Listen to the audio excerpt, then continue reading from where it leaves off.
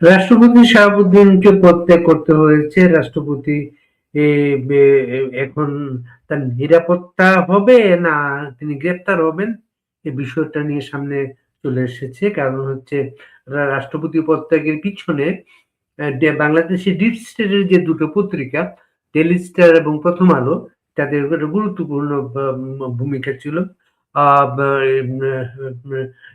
Daily স্টারের একটা রিপোর্টে বলা হয়েছিল গত মে মাসে রাষ্ট্রপতি যখন লন্ডনে যান, তখন সেখানে প্রধানমন্ত্রী শেখ হাসিনার সঙ্গে তার পদত্যাগ হয় এবং সেই বিষয়টা নিয়ে সরকারের বিভিন্ন জায়গায় একটা চাপান-উতোর পরিস্থিতি তৈরি করা হয়।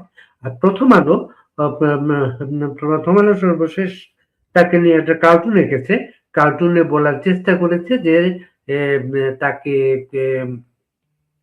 তিনি কি এখন এসালম গ্রুপের কার্টুনটা এমন তিনি এসালম গ্রুপকে ফোন করছেন, ফোন করে তাদের সাহায্য চাইছেন। এসালম গ্রুপ বাংলাদেশের এটা বিতর্কিত শিল্প গ্রুপ।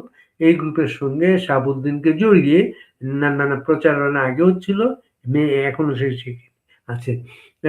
রাষ্ট্রপতি পদত্যাগের বিষয়টা এমন একটা সময় আসলো যখন আর বিএনপি মোটামুটি ক্ষমতায় কাঠামোয় তার মতো করে বসে পড়েছে সেটা।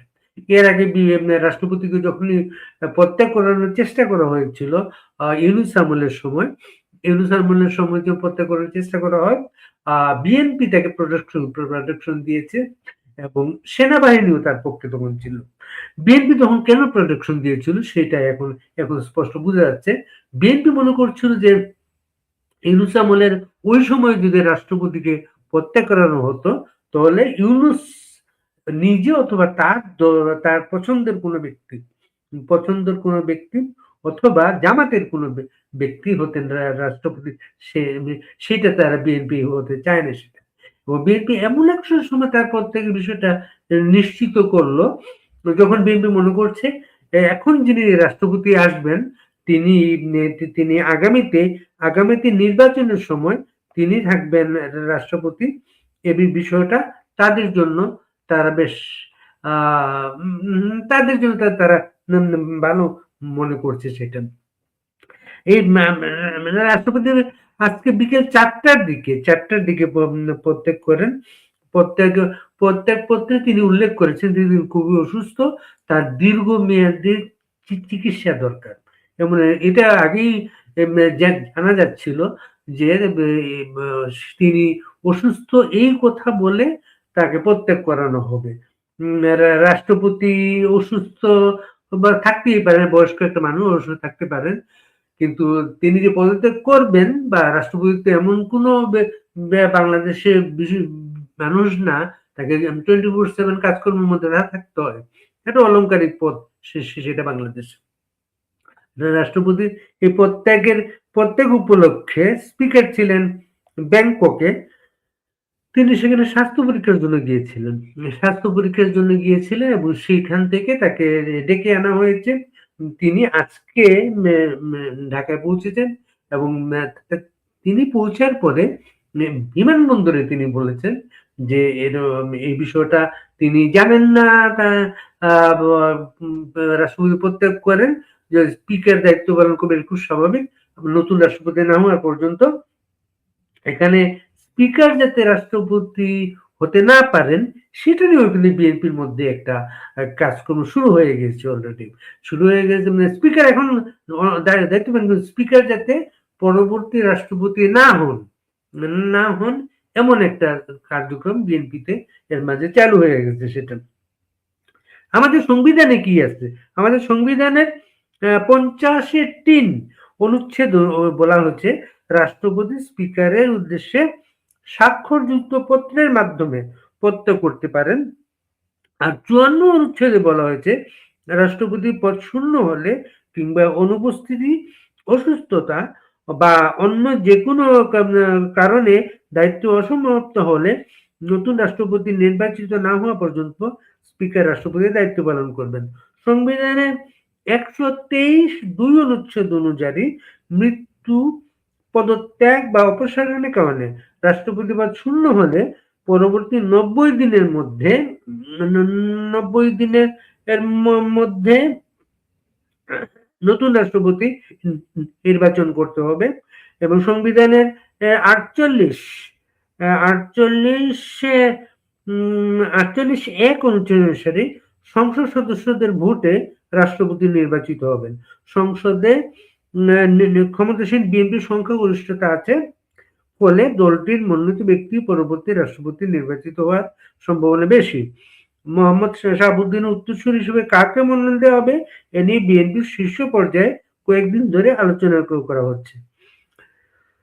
আজকে দুপুরবেলা থাইল্যান্ডের ব্যাংকক থেকে ঢাকায় ফিরে এসে স্পিকার হাফিজউদ্দিন তখন তিনি আসলে 19 তারিখে ব্যাংকক গিয়েছিলেন। তার কিন্তু 26 তারিখে তার দেশে আসার কথা ছিল, দুদিন আগেই তাকে ডেকে আনা হয়েছে। সেটা দুপুর 12টার দিকে স্পিকার ফেরেন ঢাকায়। শাহজালাল বিমানবন্দরে তিনি সাংবাদিকদের বলেন এ বিষয়ে তিনি কিছু জানেন না, তিনি দেশের বাইরে ছিলেন ইত্যাদিতে বলেছে। আসলে তিনি জানেন সেটা তিনি সেখানেই বলেছেন। বিকাল 5টায় তিনি একটা সংবাদ সম্মেলন ডেকেছেন এ বিষয়ে আলাপ করার জন্য। রাষ্ট্রপতি পদত্যাগের প্রেক্ষাপট রচনা করার জন্য ডেইলি স্টারের রিপোর্টটাকে একটা গুরুত্ব দিয়ে দেখা হচ্ছে। ডেইলি স্টারের রিপোর্টে বলা হয়েছে যেটা যিনি গত মে মাসে রাষ্ট্রপতি যখন লন্ডনে চিকিৎসার জন্য যান, সেখান থেকে তিনি টেলিফোনে প্রধানমন্ত্রী শেখ হাসিনার সঙ্গে আলাপ করেছেন। এই বিষয়টা রাষ্ট্রপতি হিসেবে অস্বীকার করেছেন বিষয়টা। আবার সরকারের পক্ষ থেকে বলা হয়েছে, স্বরাষ্ট্রমন্ত্রী বলেছে এই বিষয়ে তাদের কোনো জানা নেই। পররাষ্ট্র প্রতিমন্ত্রী শ্যামা ওবায়দ বলেছেন যে বিষয়টা তারা তদন্ত করবেন। আসলে একটা প্রেক্ষাপট সেটা রাষ্ট্রপতিকে তারা নেই চাচ্ছেন না, এটা রয়টার্সের একটা রিপোর্টে সেটা কিন্তু একটা আভাস দেওয়া হচ্ছে। রয়টার্সের রিপোর্টে বলা হয়েছে প্রধানমন্ত্রী শেখ হাসিনা যে দেশে ফিরে আসছেন, এই সময় দেশে যে পরিস্থিতি তৈরি হবে, আওয়ামী লীগের নেতাকর্মীরা উজ্জীবিত একটা অবস্থান নেবেন, সেটা এই সময় শাহাবুদ্দিনের রাষ্ট্রপতি থাকুক, এইটা কিন্তু বিএনপি আর চাচ্ছে না। সেটা এমনি তো তাদের কাজ হয়ে গেছে, যেটা রাষ্ট্রপতিকে রেখে তাদের যেগুলো কাজ করার, প্রাইম মিনিস্টার শপথ করা, নতুন সরকারের শপথ করা, তারপরে বিএনপির মতো করে নানা কিছু বক্তব্য দেয়ানো, শেখ হাসিনার বিরুদ্ধে বক্তব্য দেয়ানো, এসব কিন্তু তারা সেটা করাতে পারছে। রয়টার্সের রিপোর্টে বলা হয়েছে ঘোষণার পরে যে সর্বোচ্চ দপ্তর থেকে তার সর্বশেষ মিত্রকে সরাতে প্রধানমন্ত্রী তারেক রহমানের উপর জনগণের চাপ বাড়তে থাকে। জনগণ বলে কিছু নেই, চাপটা হচ্ছে বিএনপির ভেতর থেকে। এর মাঝে ইউনুস গভর্নমেন্টের সঙ্গে ছিলেন যিনি, তাদের নাহিদ ইসলাম দাবি করেছেন রাষ্ট্রপতিকে গ্রেপ্তার করে তাকে বিচারের সম্মুখীন করতে হবে। নাহিদ বলছেন যে রাষ্ট্রপতি শুধু পদত্যাগ করলে হবে না, পদত্যাগের পরে তাকে গ্রেপ্তার করতে হবে। ওরকম এই নাহিদ এই রাষ্ট্রপতির অধীনে কিন্তু উপদেষ্টা হিসেবে শপথ নিয়েছিলেন। এরপরেই তারা শপথ নেওয়ার পরেই তারা রাষ্ট্রপতির বিপক্ষে তারা একটা অবস্থান নেন, রাষ্ট্রপতিকে প্রত্যেকের জন্য একটা মত তৈরির চেষ্টা করেন। তো সেনাবাহিনী কিন্তু রাষ্ট্রপতির পক্ষে দাঁড়ায়। 3 বাহিনী প্রধান, বিশেষ সেনাবাহিনী প্রধান বঙ্গবন্ধু নিরাপত্তা নিশ্চিত করেন সেনাবাহিনী প্রধান। এবং শুধু সেই সময় না, 5ই আগস্টের পরেও সেনাবাহিনী প্রধান গণভবনের নিরাপত্তা নিশ্চিত করেন নাই, বঙ্গভবনের নিরাপত্তা নিশ্চিত করেছেন। গণভবনে যদি তারা নিরাপত্তা নিশ্চিত করতে চাইতেন তাহলে গণভবনে সেই পরিস্থিতি হতো না। সেটা বঙ্গভবনে নিশ্চিত করতে চেয়েছেন তারা, সেটা পেরেছেন, তারা নিশ্চিত করেছেন তারা। এরপরে এখন যেটা বলা হচ্ছে, যেটা এখন তাদের গতকালকে আমরা দেখেছি ঢাকায় একটা অনশন বা ছোট্ট একটা মিছিল হয়েছে জুলাই আন্দোলনের পক্ষে রাষ্ট্রপতির গ্রেফতারের দাবিতে। এইগুলাকে গুরুত্ব দেয় না এই কারণে 5ই আগস্টের ছাত্র আন্দোলনের সময় যে হাজার হাজার মানুষের মিছিল ছিল, এই মিছিল ছিল কয়েকজনের মাত্র, মানে তাদের যে কোনো ধরনের সামাজিক প্রভাব নেই সেটা স্পষ্ট সেটা। এখন বিএনপির পক্ষে এই পরিস্থিতিটা একটা অনুকূল পরিস্থিতি। এখন যেহেতু প্রথম আলো এবং ডেইলি স্টার, প্রথম আলো আপনার কার্টুনটা দেখে আসি। প্রথম আলো এই ধরনের কার্টুন চেপেছে আজকে রাষ্ট্রপতিকে নিয়ে। হ্যালো এসওএস মানে এস আলম গ্রুপের কাছে সাহায্য চাচ্ছেন রাষ্ট্রপতি। কাজেই তাদের হয়তো একটা প্রত্যাশা, ডেইলি স্টার চাচ্ছিল না রাষ্ট্রপতি থাকুক, আর প্রথম আলো হচ্ছে যাচ্ছে তাকে দুর্নীতির মামলায় জড়ানো হোক, এমন একটা পরিস্থিতি। বিএনপি সেটা করবে কিনা সেটা সামনে আগামী 2 দিন, এখন জানা যাচ্ছে যেটা রাষ্ট্রপতি তার গুলশানে বাড়িতে ফিরবেন, কিন্তু সেই বাড়িটা তার জন্য কতটা নিরাপদ সেটা কোনো স্পষ্ট না। কারণটা হচ্ছে তিনি এসএসএর নিরাপত্তা পাবেন একটা নির্দিষ্ট মেয়াদ পরে, 3 মাস সময় একটা মেয়াদ পাবেন, কিন্তু ইউনূস এই মেয়াদ নিজে 1 বছর করে নিয়েছেন সেটা নিজের জন্য। আর রাষ্ট্রপতি তো নিজের জন্য কিছু করেন নাই, বা রাষ্ট্র যদি তাকে দেয় তার মেয়াদ 3 মাস বাড়ায়। আবার বলা হচ্ছে তিনি দীর্ঘমেয়াদী এই যে প্রত্যেক পত্রে তিনি উল্লেখ করেছেন যে তিনি যে চিকিৎসা দরকার, দীর্ঘমেয়াদী চিকিৎসা দরকার। এটা অনেকে মনে করছেন তিনি সিঙ্গাপুরে যেতে যাচ্ছেন, সিঙ্গাপুরে চিকিৎসার জন্য। এখন বিএনপি গভর্নমেন্ট এটা এলাও করবে মনে করা হচ্ছে এই কারণে, তার বিএনপির একটা পক্ষ চাচ্ছেন তিনি তার মতো করে যদি বাইরে চলে যান তাহলে এই বিষয়ে উত্তেজনাটা কমে আসবে সেটা। আবার আরেকটা পক্ষ যারা এনসিপি বা জামাতের ঘনিষ্ঠ, তারা চাচ্ছেন কিন্তু রাষ্ট্রপতি এখানে বাইরে যেতে না দেয়া, একটা চাপ তৈরি করা তার প্রতি। এই বিষয়গুলো কিন্তু আগামী 48 ঘন্টায় অনেক কিছু স্পষ্ট হবে এই কারণে যে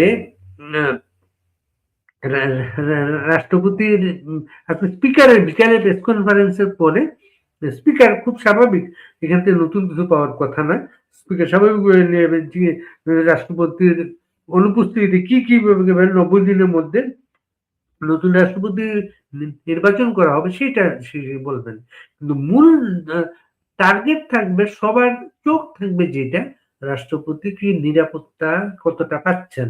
কারণ আপনারা লক্ষ্য করবেন যেটা রাষ্ট্রপতিকে যে সেনাবাহিনী নিরাপত্তা দিয়েছে, সবকিছু করেছে, সেটা কিন্তু গত বেশ কিছুদিন যাবৎ আমরা দেখছি না।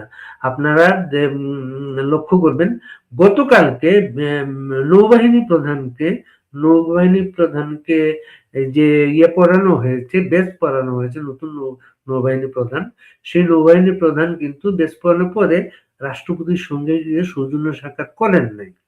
এটা একটা সিগন্যাল সেটা। বা সেনাবাহিনী প্রধান এই মুহূর্তে বাইরে আছেন, তিনি তুরস্ক সফরে আছেন। আর হচ্ছে নৌবাহিনী প্রধান আগে যিনি ছিলেন তার কিন্তু চাকরির মেয়াদ বাড়ানো হয় নাই, বাড়ানো উল্টো তার বিরুদ্ধে দুর্নীতির অভিযোগ এসছে, কিন্তু দুদক তার বিরুদ্ধে তদন্ত করছে। একটা সরকারের ভেতরে নানা অর্গান, নৌবাহিনী প্রধান একটা অঙ্গ, সেনাবাহিনী প্রধান একটা, অন্যান্য অর্গানের মধ্যে একটা সমস্যা চলছে, এটা বুঝতে পারছেন। রাষ্ট্রপতি এর আগে বিভিন্ন সময় বলা হচ্ছিল ইউনূস রাষ্ট্রপতি হতে চান, এটা বা ইউনূস রাষ্ট্রপতি করতে বাধ্য করবেন বা বাধ্য করেন তারেক রহমানকে, এমন একটা প্রচার ছিল।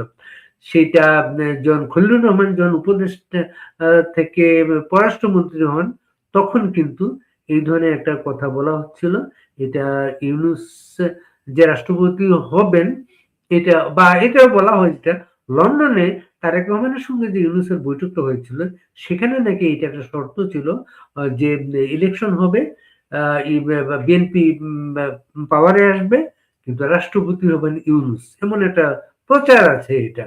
মানে এই বিষয়গুলা তারেক রহমান তো অনেক কিছুই প্রচার ছিল, তারেক রহমান যেসব কথাবার্তা বলে দেশে এসেছিলেন, তারেক রহমান আওয়ামী লীগকে রাজনীতি নিয়ে আসার কথা বলে রাজনীতিতে এসেছিলেন, ইলেকশনে আনার কথা ছিলেন, তারেক রহমান সেই কথাগুলো তো রাখেন নাই। তারেক রহমান তো কথা রাখবেন না এমন একটা ধারণা পেয়ে সম্ভবত ইউনূসের সাবেক প্রেস সেক্রেটারি তিনি আগাম বলে দিয়েছেন ইউনূস রাষ্ট্রপতি হচ্ছেন না, তিনি তার ৩-০ তত্ত্ব প্রচার নিয়ে সারা পৃথিবীতে খুব ব্যস্ত থাকবেন, প্র্যাকটিক্যালি হচ্ছে ৩ সূত্র তত্ত্ব বাংলাদেশে শূন্য হয়ে গেছে। বাংলাদেশে ইউনূসের আমলে দারিদ্র্য বেড়েছে, সমস্ত সমস্যাগুলো বেড়েছে। অথচ ইউনূসের ৩-০ তত্ত্ব হচ্ছে পৃথিবীতে তিনি এগুলো কমিয়ে আসবেন। নতুন রাষ্ট্রপতি হিসাবে অনেকের নাম আসছে, যাদের সম্ভাবনা সবচেয়ে বেশি বলা হচ্ছে তারা কেউ কিন্তু রাজনীতিবিদ না। ৩ জনের নাম আসছে, ২জন সচিব, ১জন আইরিন খান, প্রধানমন্ত্রীর আত্মীয়, আর বিএনপির সিনিয়র ব্যক্তিরা যাদের মেজর ফখরুল আছে সবচেয়ে এগিয়ে, খন্দকার মোশাররফ হোসেনের কথা বলা হচ্ছে, কোনো কিছু এখন স্পষ্ট না। বিএনপি স্পিকারকে কন্টিনিউ করবে কিনা রাষ্ট্রপতি হিসেবে, সেটার একটা বাধা আপনি লক্ষ্য করবেন। বাধাটা এরকম, স্পিকার যদি রাষ্ট্রপতি হয়ে যান স্থায়ীভাবে ৫ বছরের জন্য, খুব স্বাভাবিক বর্তমান ডেপুটি স্পিকার হওয়ার কথা। কিন্তু বর্তমান ডেপুটি স্পিকার যাতে স্পিকার না হন, সে ব্যাপারে বিএনপির একজন আইনজীবী নেতা মাহবুবুদ্দিন খোকন, তিনি কিন্তু একটা তার চারিত্রিক বিষয় নিয়ে একটা বিষয় সামনে নিয়ে এসছেন, যেটা খুবই উল্লেখ করার মতো, যে বিএনপির আইনজীবী নেতা চারিত্রিক বিষয় নিয়ে যখন বক্তব্য আনছেন, যে সামনে আনছেন, যে তাদের ডেপুটি স্পিকারের চরিত্রই ভালো না, এমন পরিস্থিতিতে তার সম্ভাবনাটা তো ভালো না। সেটা আমরা আগামী ২৪ ঘন্টা ৪৮ ঘন্টায় বারবার খেয়াল রাখবো দেশের পরিস্থিতির উপরে। তারপর সেগুলো নিয়ে আপনাদের বারবার দর্শক মতামত একটু দেখে নিই। জামায়াত বিএনপির হাতে আর কিছু না। এখানে এই বাটপার গ্রেপ্তার হলো এবার না কি, এটা উনি বলেছেন এটা ক্ষোভ থেকে, কিন্তু প্র্যাকটিক্যালি আপনি যেভাবে দেখেন না কেন, সম্ভবত তিনি বাংলাদেশের শেষ মুক্তিযোদ্ধা রাষ্ট্রপতি। এরপরে যাদের নাম শোনা যাচ্ছে রাষ্ট্রপতি হতে পারেন, তারা কেউ আর মুক্তিযোদ্ধা না। আগামী ৫ বছর পরে বিএনপিতে মুক্তিযোদ্ধা রাষ্ট্রপতি হওয়ার মতো মুক্তিযোদ্ধা আর কেউ থাকবে না, মারা যাবেন খুব স্বাভাবিক। দেলোয়ার হোসাইন চান্দে তাই বাংলাদেশে জামায়াত ইসলামী বিএনপি রাষ্ট্রপতি কসাই আজহারুল ইসলাম। তারপরে আওয়ামী লীগকে কঠিন হতে হবে। আওয়ামী লীগ তো কঠিনই আছে, আওয়ামী লীগ তো আর সহজ নাই। মেডিকেল ডিজাইন রাষ্ট্রপতি ঘটানো হচ্ছে। তারপরে এখানে বলা হচ্ছে ধিক্কার জানায় অবৈধ দখলদার অযোগ্য দেশ পরিচালককে। হি ওয়ার্স দেন খন্দকার মোস্তাকের চেয়ে খারাপ। প্র্যাকটিক্যাল হচ্ছে তার যে শাহাবুদ্দিনের যে বঙ্গভবনের দিনটা ফুরিয়ে এসেছে, এটার সঙ্গে শেখ হাসিনার দেশে ফেরার ঘোষণার একটা সংযোগ থাকতে পারে। তারা ভয় পাচ্ছে শেখ হাসিনা দেশে আসলে কি পরিস্থিতি হয়। শেখ হাসিনা তো পদত্যাগ করেন নাই, এটা তো স্পষ্ট। সেইটা শেখ হাসিনা পদত্যাগ করেন নাই বা পদত্যাগ সময় পান নাই, তাকে যেভাবে নিয়ে যাওয়া হয়েছে দেশে। একজন প্রাইম মিনিস্টার কিন্তু দুজনে এখন, একজন পদত্যাগ করেন নাই, তার মেয়াদ আছে ২০১৯ সাল পর্যন্ত মেয়াদ আছে। কাজে এই পরিস্থিতিতে নানা রকমের যে যার মতো আর কি কোয়েশ্চেন মিলাচ্ছেন, এটা এই সমস্যাগুলা সামনেও থাকবে। কিন্তু এই মুহূর্তে কিন্তু নিরাপত্তার বিষয়টা কি হয় সেটা আমরা খেয়াল রাখবো। আপনারা সবাই ভালো থাকবেন, সাবধানে থাকবেন। আমরা আবার আসবো আপনাদের সামনে।